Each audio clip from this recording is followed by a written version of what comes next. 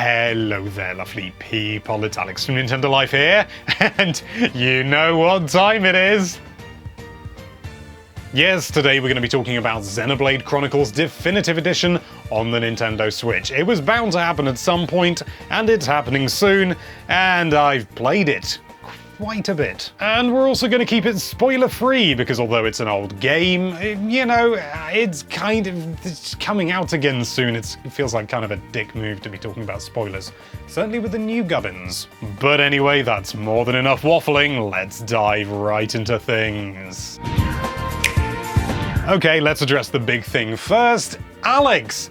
Does it look any better than the original? Because, yeah, when I first watched the reveal, I was like, oh, that looks a bit better, you know, sort of, you know, they've up-res the textures and stuff like that and everything, but I did sort of think, is it that big of an upgrade given the leap, you know, 2-generational leap, essentially? And I felt that for quite a long time, and then I went back this morning, and so I got this hunk of old out, and I played the original, and my god, what an upgrade! Holy Christ! I'd forgotten just how ugly the original game was. I mean, yeah, it was on the Wii, okay, but if they were to just release it in that form nowadays, whoa! It looks fantastic. I don't know whether it looks quite as good as Xenoblade Chronicles 2, but that was built from the ground up for the Switch. You know, it was built for the Switch whilst this is a port, with a fancy coat of paint on top and some other things as well, which we'll get onto in a moment. And overall, I think they've done an excellent job. It looks the absolute dog's knees! Well, at least it does for the most part. There are still some soft textures here and there, but it's an old Wii game, and it still looks a hell of a lot better than the Wii original did. And overall, yeah, I would say it's a really, really, really solid upgrade. However, there are some weird things, like the resolution is just a little bit soft. I really don't want to get into numbers about, you know, actual resolution and stuff like that, because there's anti-aliasing going on, and I'm really, really not an expert. Go and talk to Digital Foundry if you want that. And the frame rate is locked at 30 frames a second, but there's a lot of other little things going on that make up for it. Although actually, no, there is this one weird thing when you look at the party menu, and you go to change your character's equipment. For some reason, all the characters are weirdly soft. And I have no idea why, and it's even worse in handheld. But there's a lot of other little things going on. I'm not entirely certain if they have changed any animations, but certainly in combat, everything seems to have just a little bit more punch. It's got a little bit more weight to it, which arguably the original did kind of lose a little bit. Everything felt a little bit floaty and weightless, and there's still a little bit of that overall. You know, it's still the same game, but even so, I think maybe just with the sound effects and maybe the animations are slightly changed, I don't know.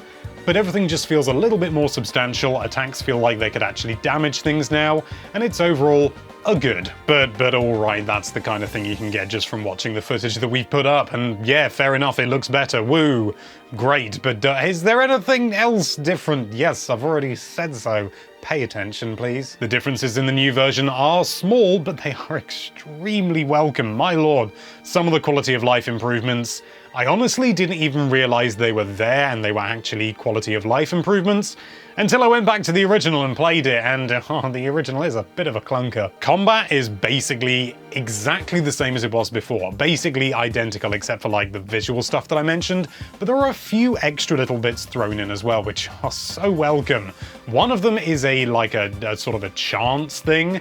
You'll get like an indicator appear, like a little exclamation mark, and it'll say chance on screen when you've got a chance to do an attack with additional benefits. For example, a slit edge, you can use it at the side of an opponent and it will, you know, reduce their physical defense, and it's very good. And you got backslash, and guess what you got to do to get extra damage out of that? Yes, attack them from the back. In the original, it worked well enough. You had to pay a lot of attention though and really take note of when you should be doing things, and the same with status effects like topple and daze and break and things like that. Those all get the little indicators when you should be using them, if you know what I mean. It's not a big thing, and you can turn it off if you like, but I really like it because some of those creatures, it is not easy to tell exactly where they're facing. They could be looking anywhere, so just a little thing saying, yep, use it now if you want to do extra damage. That's good. I like that a lot. Also, I can't believe I'm saying this is an improvement, but your characters have a health bar now. I had totally forgotten that in the original, your characters did not have health bars.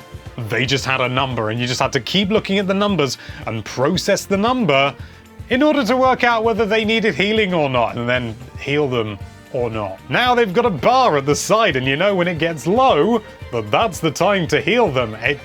I can't believe that there wasn't one in the original. I'd totally forgotten. So ridiculous, but genuinely very welcome. The waypoint arrow at the top is also gone. The one at the top of the screen that pointed roughly where you were supposed to go, that's gone now. And on the map, you've got an actual trail, like a sort of a, what do they call it? But basically like a GPS line telling you where to go, which does make quite a lot of things easier. But the things it makes easier are things like the side quests, which is no bad thing, because some of the side quests in the original were weirdly hard for no reason. Also, when you need to get certain ingredients or certain items off the floor, and it's part of a quest, you'll actually put a little icon above it, so you're not just running around collecting little blue orbs, not knowing what the bloody hell you're doing! It's only little things, nothing's really been overhauled per se, but I think that's the right way to do it. They're keeping the core of the game exactly the same, but improving upon things that really could do with improving upon without taking away from the core experience, and I think that is honestly really good.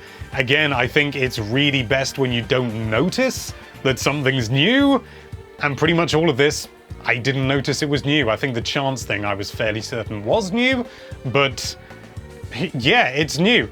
That was the only one I guessed. The affinity chart still confuses me. I still don't get the affinity chart thing. It's confusing. All right, I can hear you. Yes, Alex, that's all well and good, and thank you very much for letting us know about these things. But what about that extra story, the actual new gubbins going on in Xenoblade Chronicles Definitive Edition for the Nintendo Switch? I haven't played an enormous amount of this new story mission, and I'm going to keep it spoiler-free, of course, and primarily because there's not a lot I can talk about, and I find it easier if I literally don't know something than accidentally letting it slip out and having to edit it out later. So the new story takes place 1 year after the events of Xenoblade Chronicles has ended.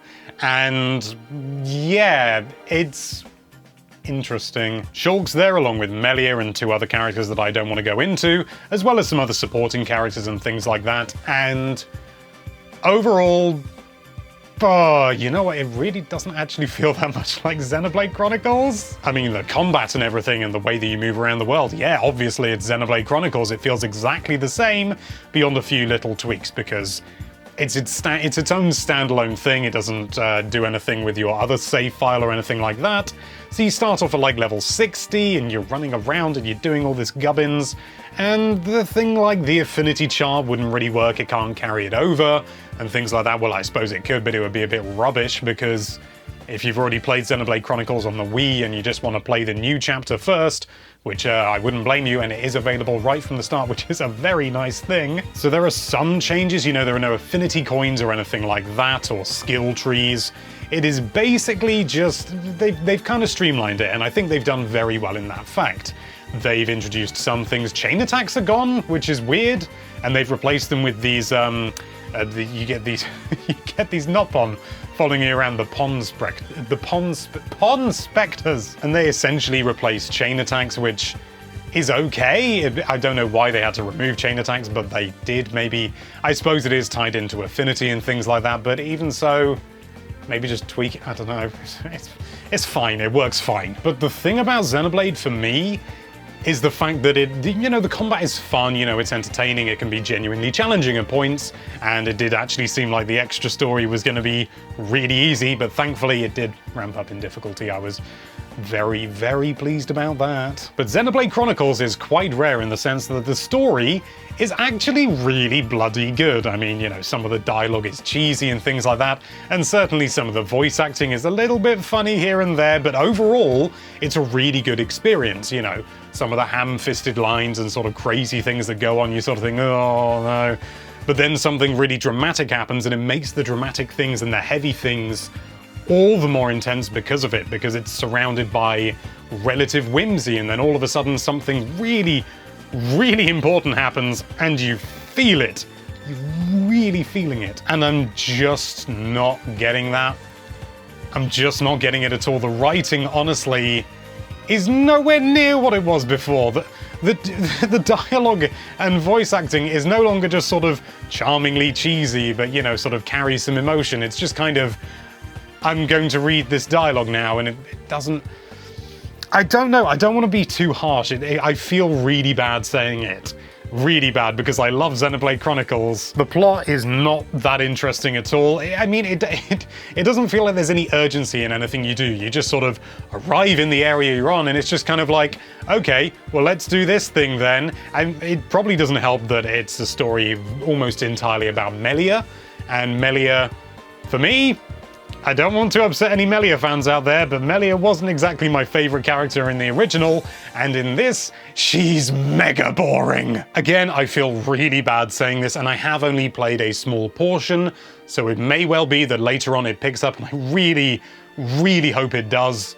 But from what I've played, it's very by the numbers, and I'm genuinely really disappointed by it. But having said all of that, the original game is still here, and it is still, in my view, a bloody masterpiece. I love Xenoblade Chronicles to death, except the voices during combat. Thankfully, you can turn those off. I quite like them. I just don't want them blabbering all the time. It never ends. But even though the extra story isn't tickling my personal pickle, at least what I've played of it so far, again, fingers crossed for the rest of it, this is still shaping up to be just wonderful. It's just a wonderful, joyous remaster of the original game with some genuine quality of life improvements, better graphics, better control, better everything. Thank you so much for watching. If you like this video, then why don't you / that subscribe button?